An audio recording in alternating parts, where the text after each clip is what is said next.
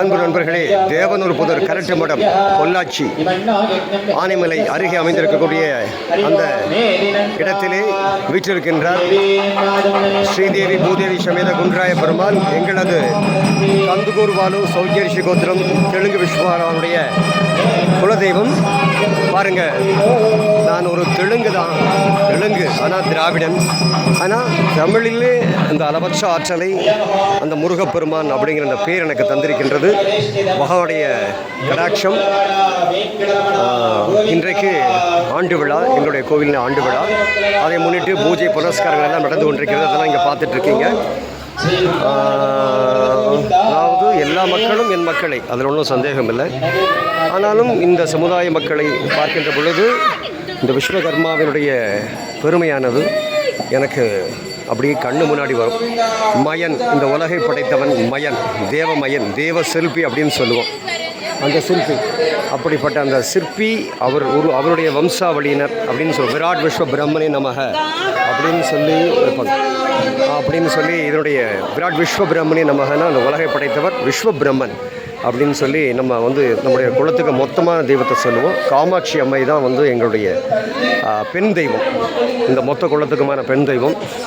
ஆக இந்த இடத்திலே இந்த கோவிலிலே இன்றைக்கு நான் கடந்த ஒரு 20 ஆண்டுகளாக இங்கே வந்து கொண்டிருக்கின்றேன். இந்த எங்களுடைய குலதெய்வத்தை நாங்கள் கண்டுபிடித்ததே ஒரு அதிசயம். அதாவது எங்கள் குலத்தில் அதாவது என்னுடைய தயாதிகள் நான் வருகின்ற வரை, நானும் என்னுடைய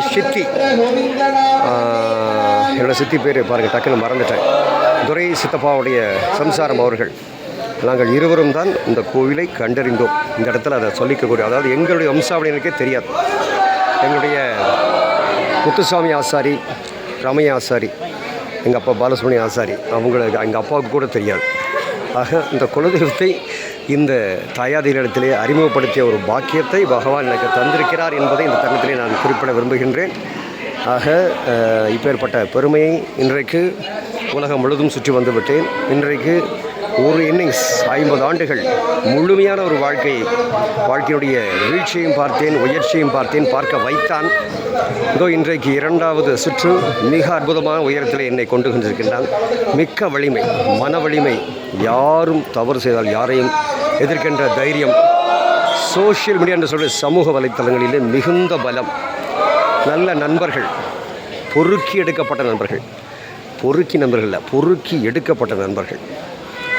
ஆஹா, என்னுடைய கடந்த கால குடும்பம், அவர்கள் எப்படிப்பட்டவர்கள் அதையும் விளக்கி, அவர்களிலிருந்து என்னை விளக்கி, இதோ ஒரு புதுவிதமான வாழ்க்கைக்கு என்னை இந்த இறையாற்றல் தயார் செய்து கொண்டு போயிருக்கின்றது.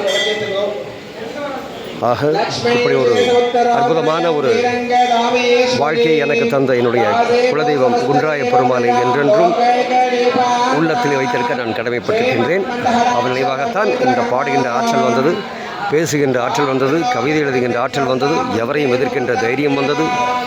இதோ அடுத்த கோடீஸ்வர யோகமும் வந்து கொண்டே இருக்கின்றது. 9ல் சுக்கிரன், 11ல் சூரியனும் செவ்வாயும், 10ல் புதனும் கேதுவும்.